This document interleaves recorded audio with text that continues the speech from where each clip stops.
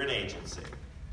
But we have deliberately not wanted to make the agency a top-heavy structure. The agency is not a superstructure, right? And that was very deliberate. I did not want to see that there were 3 departments reporting to something up here. In part because I'm not very hierarchical in that sense. And because I'm very focused on, I want things to move quickly.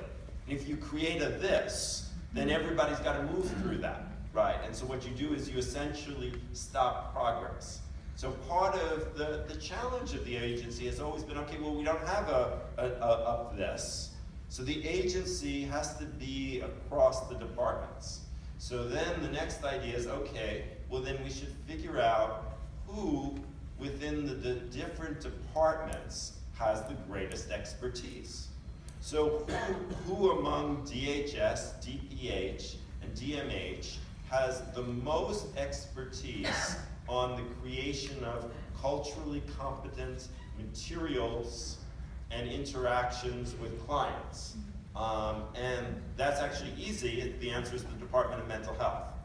So we are planning, and this is in process. We want to figure out how DHS and public health move our resources so that DMH has whatever it needs to increase the cultural competency, which includes translation, both translation of paper, translation in real time, across the agency. So that's a great answer, and I'll just add to it a tiny bit.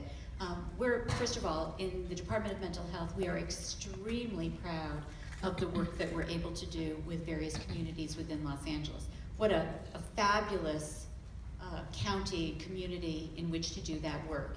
Robert, tell them how many threshold languages? So we have 13 threshold languages. We make sure, as part of our obligation as the local mental health plan, it's our responsibility to ensure that we have materials translated into all of those threshold languages and beyond. The other, oh, thank you. The other example that of the type of integration and the work that we're hoping to increasingly do on behalf of and in collaboration with public health and health services, a good example is the Promotoras program. Many of you saw the videos on the use of Promotoras to respond to the Exide battery contamination. Well, public health led that effort to reach out into the community to provide information about the effects of the Exide contamination. And we were extremely grateful to be right at the side of the public health nurses with our Latina Promotoras, who could work with residents of the affected area, not just to convey the medical information that they needed about testing and about contamination, but also to focus on the mental health effects, which the stress of going through testing and awareness were considerable. In this year and over the next, over the next several years, we're increasing that Promotoras program and expanding it so that we aren't just developing Spanish-speaking Promotoras, but that we develop health promoters who are responsive to the Asian Pacific Islander community, the African American community, and that we translate the Native American community, that we translate those health promoter concepts into ways that are culturally appropriate for other populations in Los Angeles County. And we're working intensively with the Department of Public Health because this is an intensive program. It's something that we've done, that we are replicating, that we're expanding, and there's really no need for both departments. I should also include DHS. There's no need for all 3 departments to have the same program and pay for it and dedicate staff to develop it 3 times, when DMH is delighted to be able to do that on behalf of the agency overall.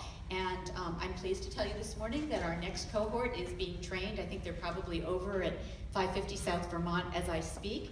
And so that's a wonderful opportunity to expand our responsiveness to our diverse community on behalf of the entire agency, not just DMH. Robin, we're so grateful, and it gives me a chance to tell, I think, a cute and fitting story about my home clinic, which is Roybal, and I hope they're watching.